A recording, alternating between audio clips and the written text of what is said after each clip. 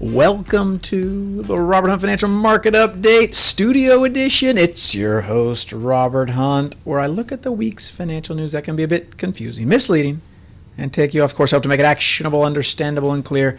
A special week with a special guest. We're actually live in studio with Mr. Nelson Hunt, one of our favorite, hold your applause, please. Be in the back. One of our favorite guests here with the big, beautiful bill. We went to the expert. Our producers scoured the country, as we always do, for the very best talent for this sort of thing.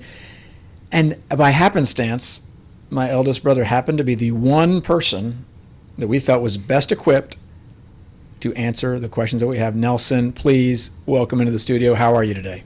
Thank you so much. Glad to be here, Robert. Thank you for that introduction. Happy for it. And for my regular listeners, you'll remember that Nelson has been on the show multiple times before. And the data shows, this is what the data shows, he's actually one of our highest clicked podcasts. So we keep going back to this trough because the fans keep telling us to come back to this trough. By way of review, I'd love to introduce Nelson, some of our newer listeners. Give us a little bit of a background on your education, a little bit of your career before we ask you these hard-hitting questions. Why are you so well equipped to answer them? Perhaps you went to A&M in your undergrad. Tell us what you did. Something good, I'm sure. Well, I did apply to Texas A&M, but I unfortunately did not go there. But I'm an attorney practicing in the trust and estates area. Went to SMU for law school and NYU for a tax LLM. Been practicing for about 12 years, and we have a 5-lawyer boutique trust and estates firm in Dallas called Newhoff Hunt. My partner is Tom Newhoff, and we have 3 associates, and we do estate planning, probate, trust administration, and other practice areas that are related to those, but our focus is trust and estates work, and also the tax aspects of trust and estates work, so working with the gift tax, estate tax, GST tax, and so that's who we are and what we do. We counsel clients on their estate plans. We do meet with a lot of clients who need to do their wills and their disability documents and get their kind of basic estate plan in order. And then we also have clients that we do more sophisticated work for, lifetime wealth transfer, setting up trusts, and advising on trust administration and distribution. And then we handle representing executors when someone dies, administering an estate. So that's kind of our area, and I do want to manage the listeners' expectations a little bit about my knowledge of this bill. Big beautiful bill. Please. Yeah, so there are a number of tax provisions in it. I'm not going to talk about all of them today. I'm just going to talk about a couple that relate to our practice area. So if you're looking for the comprehensive summary of the bill, you might need to go to another podcast, but we will keep you informed here on how it relates to estate planning and the work that we do. Here's the good news. There are no listeners looking for the comprehensive. The 18-hour tour de force, I'm sure someone's doing it. My listeners want laser-focused, sharp-edged advice, and that's why we came here. So we came to the very best place. Now, I just want to do a quick look back into a little bit of your view, Nelson, on the politics and dynamics of these sorts of bills. So perhaps you could give us a little color into, hey, what was life like before this bill? And therefore, what were clients kind of positioned for, thinking about? And then what did this new, big, beautiful bill accomplish in your mind? And so kind of walk us through a little bit of history, and then what changed? Like what was happening? Maybe, and this is kind of pretend like we know nothing. How did it exist previously, and what's new? Yeah, so when clients came to us, have come to us over the last several years to talk about what's the size of my estate and what's my potential estate tax exposure if I were to die, we've advised them on what the law was before this bill, which was that they had a fairly large exemption amount for 2025. Define that for 2025, it's $13.99 million per person. What's an exemption Which amount? means that when you die, subject to distributions to spouses and distributions to charity, with those exceptions, everything else that you have is subject to a 40% tax, but it's only subject to that tax if the amount exceeds $13.99 million. So a married couple is able to collectively pass around $28 million down to their children without paying any estate tax because of that exemption amount.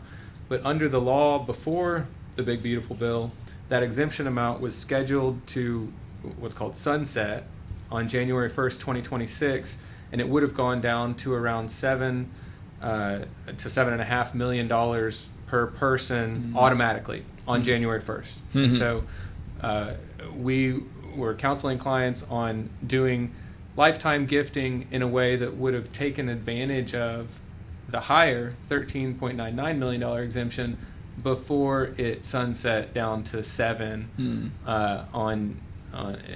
2026. So that was the environment before the Big Beautiful Bill, and the what the bill did was it changed that sunset. It eliminated the sunset, and it said that beginning in 2026, the estate tax exemption amount is $15 million per person, and it increases each year by an inflation adjustment, which will be a few $100,000 a year, and those numbers are permanent, meaning that there's no sunset currently baked into the law that says in such and such a year this amount goes back down. Yes. Instead, unless Congress changes the law, which they certainly could, but unless Congress changes the law, this estate tax exemption of $15 million per person, increasing for inflation, that will continue on indefinitely.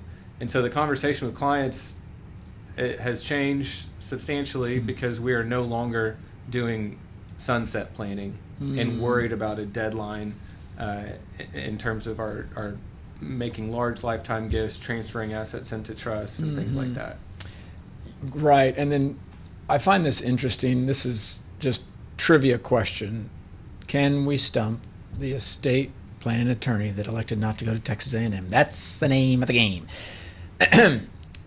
Historically, were estate taxes almost always set to sunset? Meaning, was there a ticking time bomb on historic estate tax levels? And is this kind of a new, wow, it's a static, hey, this is set it, and unless Congress changed the law, forget it? Is this new? Well, so we've gone through phases of there is a sunset, and then other phases where there's no sunset. So in 2012, legislation was enacted that made the estate tax exemption amount $5 million. And that was scheduled to increase.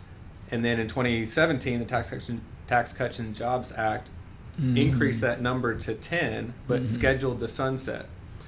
So from 12 to 17, you didn't have a sunset. Yeah. Then when the increase happened in 17, you had this sunset. And who writes in the, help us, get us in the mind, why do they create sunsets? Like what, in the politician's mind, how does that get a bill pushed through? Yeah, what sort of negotiations going on there?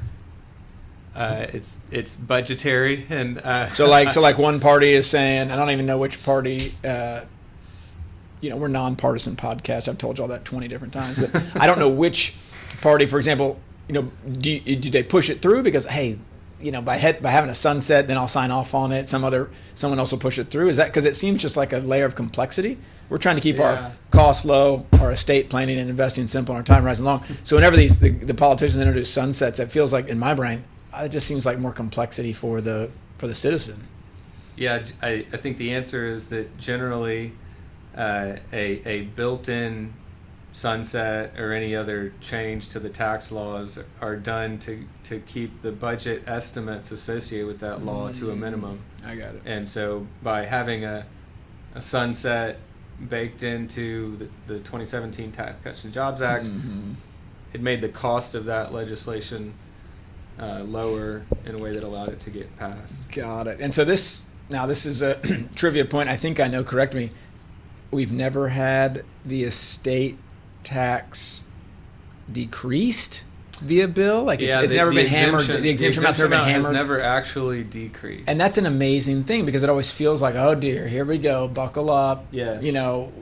Here we go. They're gonna hammer us down, and then every time it's a whoop, whoop, whoop, whoop, up. Yeah, so if you were trying to predict before this bill, if you were trying to predict is the sunset going to happen or not, you could have said, well, it's probably not, because like you're saying, one way or another, Congress has always found a way to increase the exemption amounts historically. Yes, and then in terms of how does this affect, who does this affect, I did a little Googling here, but I want to hear it from your mouth. What percentage of tax returns do you think are actually affected, estate tax returns are affected by the estate tax? Meaning, what percentage of Americans will pay these sorts of estate taxes when they file a return? Very, very low. So very low, right? Yeah, you're only, generally speaking, you're only required to file an estate tax return if the decedent's estate exceeded that exemption amount. Actually, decedent's estate plus what they gave during their lifetime. And so there aren't many people that die with a $14-15 million estate.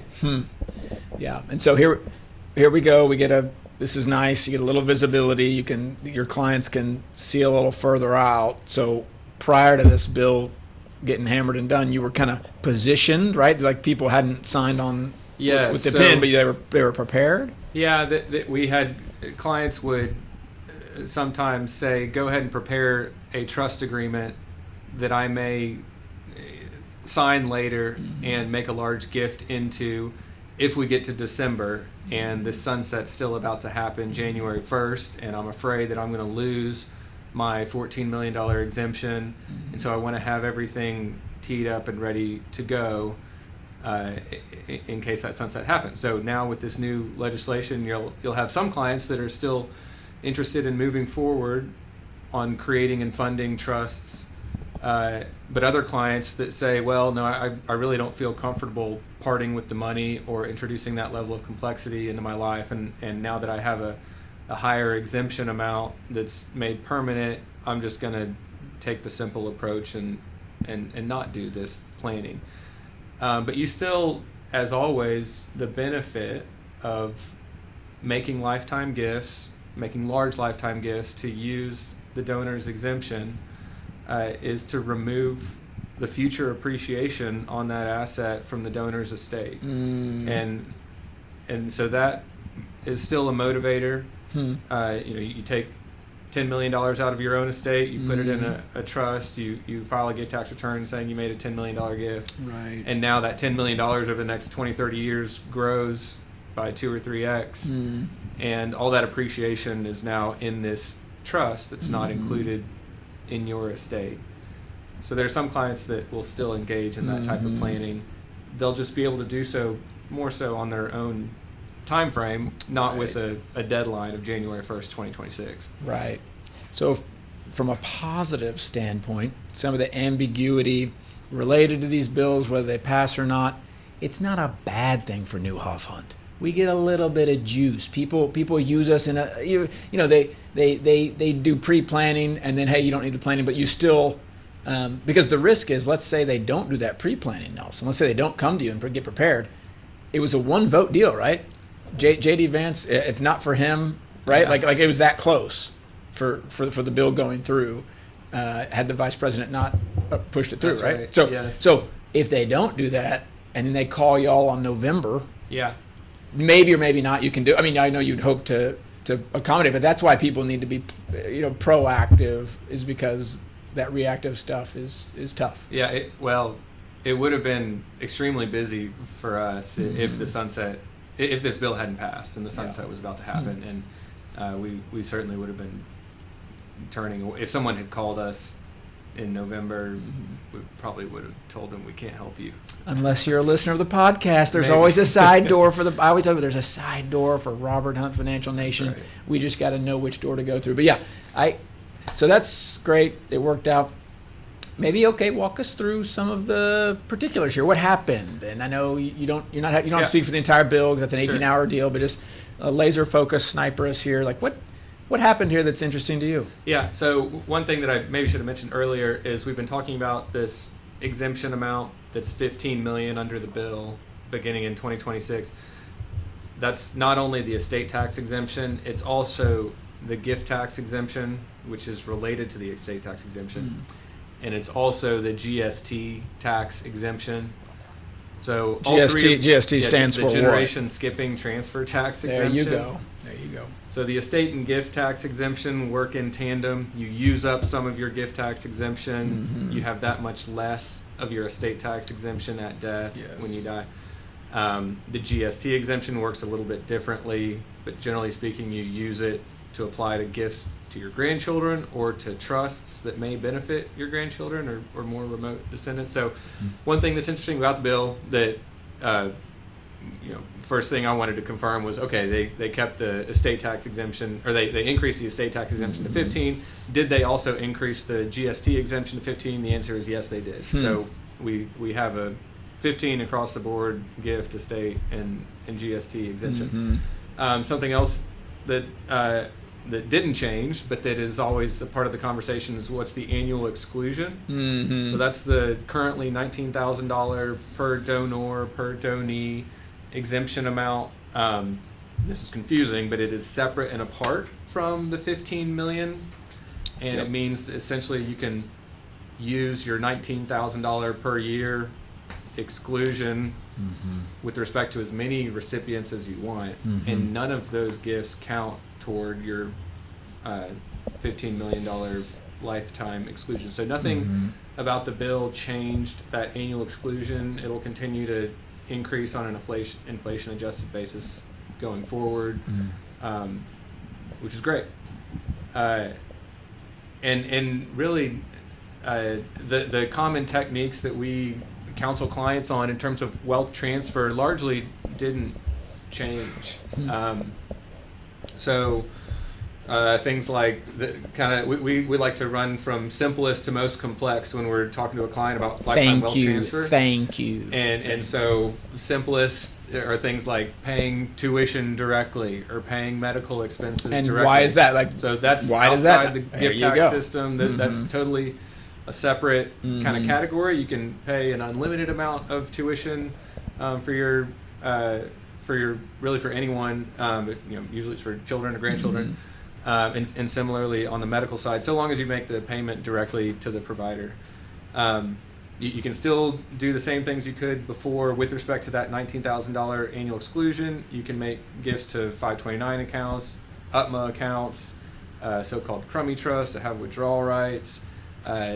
Those things all still work the same as they used to. You can still make plain vanilla outright gifts to descendants. You can still make loans to descendants, low interest rate loans. Nothing changed there. The types of trusts that we generally do all still work. One type of trust that may be a little bit less in demand would be a so-called spousal lifetime access trust. Go on. So that's an irrevocable trust that, for example, husband creates for wife's benefit, makes a taxable gift into the trust. He's used up his exemption, but he still kind of has indirect access to the trust because his spouse is the beneficiary. A lot of that planning was predicated upon the specter of a sunset, losing your exemption if you didn't use it before a certain time, and maybe a client didn't have enough wealth or wasn't comfortable moving it all downstream to kids, and so instead they said let's put it into a spousal trust. So there may be kind of that technique still works the same way that it did before, but the motivation to engage in that kind of planning might be a little bit less now that there's no sunset looming. And explain irrevocable versus revocable. You referenced that on the slide. It's irrevocable. What do you mean? Well, irrevocable means the person that set it up cannot change it, and generally speaking, neither can anyone else change the trust. So it's unless you decant it or something. Yeah, one of my favorite words in estate planning. Did I use that correctly? You did. Yes. Unless you decant it, listener, and that's another little journey. Decanting is a way to modify an otherwise irrevocable trust without going to court. If you follow certain requirements in the statute, you can also actually go to court to modify a trust. There are different ways to modify an irrevocable trust, but generally speaking, you cannot change it. And the significance from the tax standpoint is that transfers of property or cash or whatever into an irrevocable trust, generally speaking, are taxable gifts by the donor. On the other hand, there are revocable trusts that are commonly used in estate planning in the context of I do a so-called pour over will into a revocable trust, and my revocable trust has all the provisions about what happens when I die, and maybe I could move property into that for probate avoidance purposes. People do those types of trusts all the time, but they're different in that when you move property into that revocable trust, it's not a gift, and it's treated as if for tax purposes, it's treated as if you just retain the property yourself. So nothing in this law changed that distinction. That still applies. And big picture, if you're a listener and you're thinking, okay, that's a lot. However, I just want to know, was this good for me or bad for me? Yeah, I'd say it's good. Okay, and it's good, and like it's good for the reasons you referenced. In a sense, a lot of the stuff stays the same, so maybe it's good. So my mind doesn't have to. There's not some whole new system that's been laid out with this thing. All they've done is, in a sense, correct me here, but enhance for the benefit of the citizen some of the rules. They've juiced them up a little bit with bigger amounts, right? Yeah. That's, I think it at least on the change from a sunset of the exemption happening to no sunset and an increased exemption. That's all good for for the taxpayer, donor, the person engaging in estate planning, thinking about lifetime wealth transfer. It really does. It would be very bad if the sunset had happened. Bad from the standpoint of you would have had a lot of people scrambling and maybe doing planning that they wouldn't have wanted to do otherwise. Yes. So it's a good thing from that standpoint that people can wait and set up trusts if they want to, and fund them if it makes sense, and do lifetime wealth transfer kind of on their own time frame. Yeah, rushed plans and fearful planning, I would imagine, don't go well, and in fear-based decision making. And so what you avoid here is a lot of fear-based decision making where someone just scared of the boogeyman, which is the 40% is the boogeyman. Yeah. And now it appears like you can take your time a little bit. You don't have to rush it, and nothing punitive here. They didn't more carrots, no sticks, right? There's nothing. Is there anything in here where you say they took a little bit here to make their budget numbers, like you referenced in the Tax Cuts and Jobs Act? They had to sunset it to make the numbers. Is there anything that, hey, to make these numbers work, we X this out? They're not on the transfer tax side, so the estate gift and GST tax side. So there's nothing. We're going to get to these so-called Trump accounts, and we're talking a little about that. But at least on the exemption side, and $15 million, and all that's good. There are certainly some changes to the income tax rules that raise a little bit of revenue. I don't think I'm equipped to get into detail on those, but there are some changes with respect to how you may or may not be able to take charitable deductions for income tax purposes. So there's some other parts of the bill that are not taxpayer friendly. So sorry to leave you with that. Maybe that's moving. Render unto Caesar. At least at my first glance, it's nothing major. Yeah. But there are things here and there that are not all taxpayer friendly.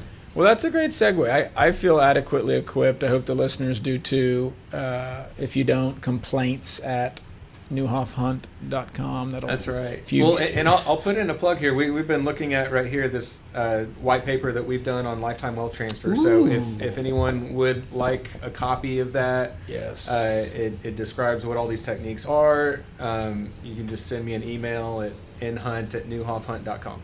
And boom, we'll get it back to you. That, and it's a good looking deal, good formatting, good colors. You guys put a little bit of time into the formatting, which I'll tell you, as a view, it helps. I mean, if you read some of these things, glaze over. Well, thank you for bringing up the Trump accounts. And is that going to be the official name? They're going to be called Trump accounts? I mean, it doesn't shock me. That's what he named it, but that's it. Yeah. Right? Okay. Internal Revenue Code Section 530A is entitled Trump accounts. There you go. Okay. Well, I guess that's a mouthful, so Trump accounts work. And there's precedent for this. Senator William Roth with the Roth IRA. Yes. Who doesn't love their name attached That's to right. a supposed giveaway?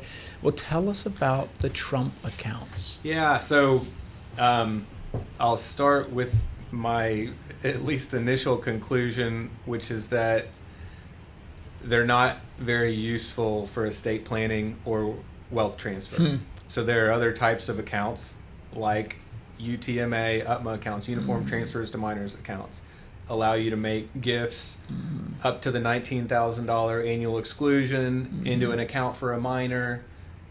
Don't have to file a gift tax return. You know, minor eventually gets it when they turn 21. There's Section 529 accounts, educational savings accounts that allow you to similarly use your $19,000 per year annual exclusion. There's trusts you can set up, things like that. So when compared against those alternatives, Trump accounts are not a good solution, or not a good way to use your annual exclusion. And I was actually looking at this morning. It's a little uncertain whether, and I'm going to back up, and I should back up. I'm getting into the weeds a little bit. I'm going to back up and talk about what these are, but it's a little bit uncertain under the law whether the $19,000 annual exclusion applies to a contribution to a Trump account. The statute doesn't say one way or another. I've seen some articles indicating that it qualifies and others indicating that it doesn't. My view at this point is that a contribution to a Trump account does not qualify for the annual exclusion. And so that technically if you wanted to contribute to one of these accounts, which haven't even been created yet, but that you would technically be required to file a gift tax return. A miss. That feels like a... Yeah, it does. I feel like we need... oversight. Yeah, it feels like a... goodness, because that's a big old barrier, and there'll be, potentially a lot of folks that just out of ignorance, perhaps, if these are readily accessible, have never filed a gift tax return in their lives. Yeah. So I'll back up a little and talk about just my understanding of what these accounts are. Yeah. So what's been kind of publicized is that these are the accounts that the Treasury Department is going to put $1,000 into each account that's created for a child who is born. I should know these dates, but it's either during 2025 to 2028. It's some 2 or 3 year window that's in the statute. And then even for other minors, so maybe those that are older than that already, these accounts could also be created, but they're not going to get that $1,000 automatic contribution from the Treasury Department. So it's $1,000 of free money, which has gotten people's attention, and okay, you probably should take the $1,000 if you're able to. But the question is, should you use it beyond that? And so these accounts are generally custodial IRAs. So they follow a lot of the rules that an IRA would, but only beginning when the beneficiary turns 18. Contributions can go into the account up to $5,000 per beneficiary. And that's in the statute, and that's what may have indicated that, hey, maybe a parent whose child has one of these accounts could put $5,000 into it. Maybe they're not funding an UTMA account, maybe they're not funding a 529 account, they have their annual exclusion, so maybe they could put $5,000 into it. But at least the way I read these rules and the statute, that would trigger a gift tax return obligation on the parent and use up some of their lifetime exemption amount. So it's possible that more guidance comes out on that, and it's possible that was an oversight, or it's possible that was intentional, and that these really are kind of not created for that purpose. Right. There's a sense where maybe they designed it in a sense just so that they're the ones. The government has this 3-year $1,000 window, and they don't want they really don't want people monkeying with them. That may be true. Yeah. And there's been no visibility into like who's administering these accounts, because am I logging into my Fidelity account and here's my Trump account? Yeah. Or do I have to go to the Treasury Direct website and get my brains beat in at the graphic interface they've got over there? No, it doesn't say who is going to, where are you going to log in to do this? Right. The statute does say, in the case of a Trump account created or organized by the Treasury, Treasury shall take into account the following criteria in selecting the trustee: history and reliability and regulatory compliance, customer service experience of the trustee, the cost imposed by the trustee. So it sounds like perhaps Treasury is going to select who would administer. So these percentage accounts. of employees that voted Republican versus Yeah, right. Democrat, like it wouldn't shock me.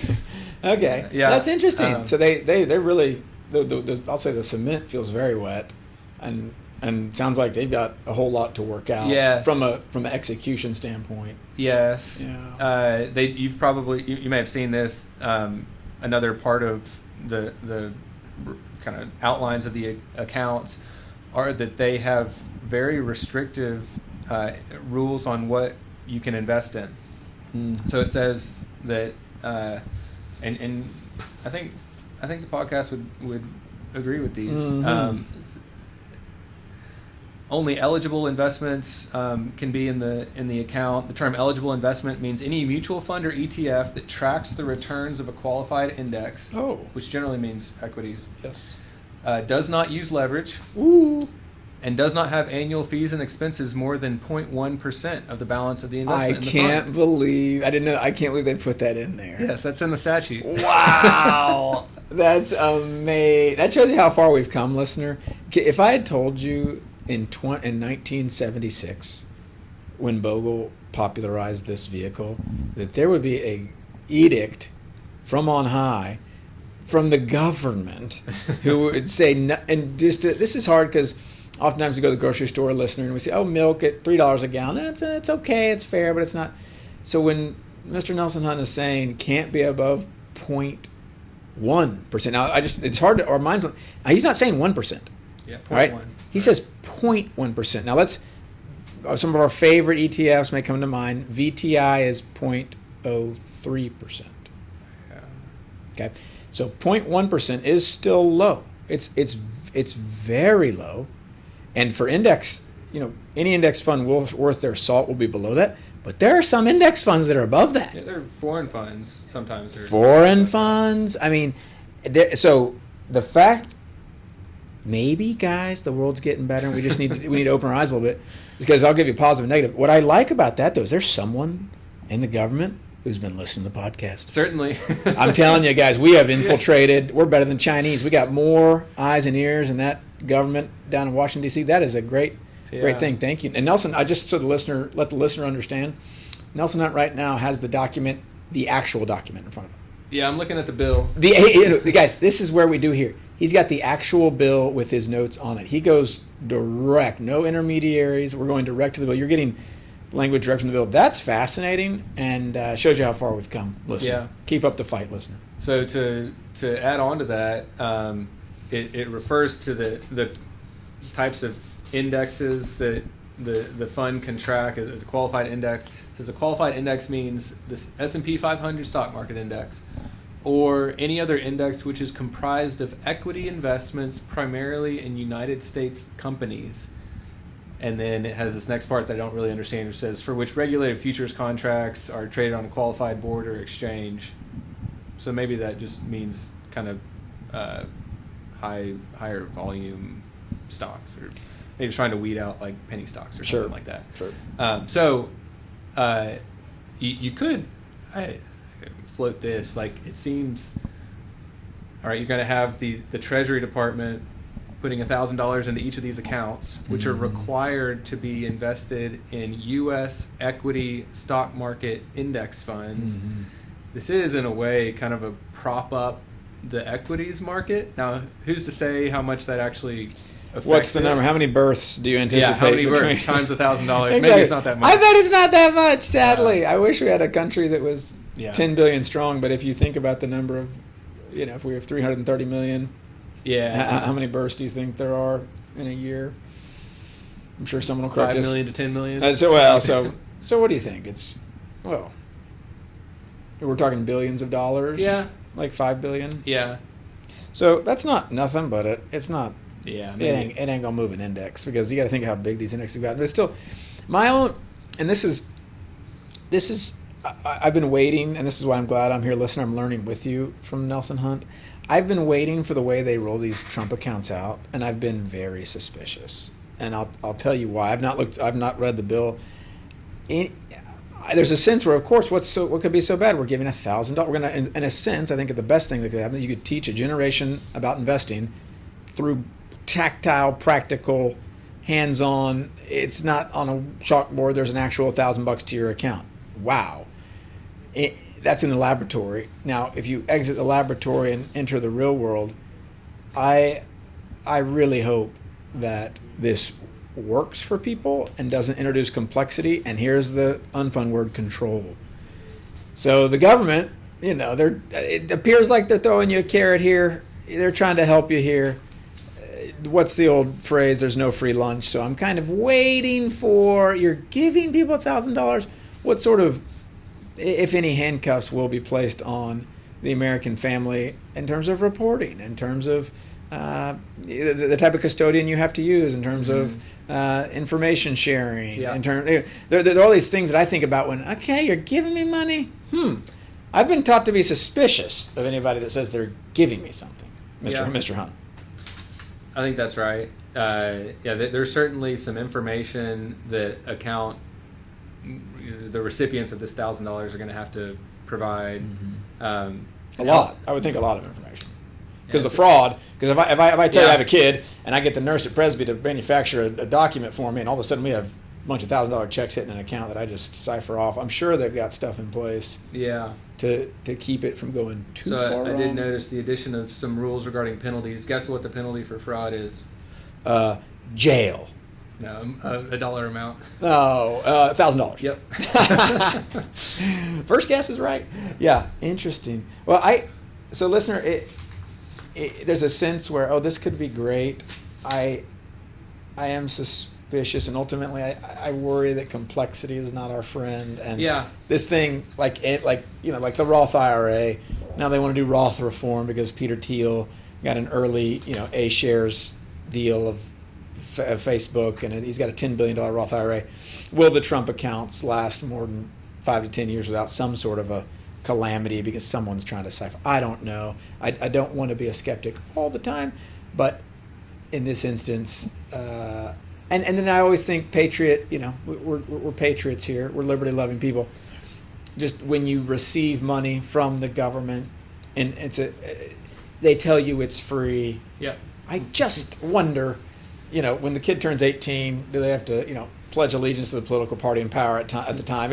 All those little thoughts enter my brain. So I'm not saying don't take the money, listener. I'll let you know what I do when the time comes, if Vanguard ever has, or Fidelity, or Schwab, if they ever, do this thing. But I would be curious to know, and I just haven't gleaned this from the bill, whether you have a child during that time period. Are you forced to take the money? And the time period is it's born after December 31st, 2024 and before January 1st, 2029. So if you had a child that was born during that time, what are the mechanics of $1,000 going into an account for that child? Like, if you wanted to say no, could you do that? If you say yes, what does that involve? To your point, it may make sense. If you're not comfortable with it and it's gonna be more complexity than you want, it may make sense to pass. Yep. And give up $1,000, but Yep. And there are no distributions until the child turns 18.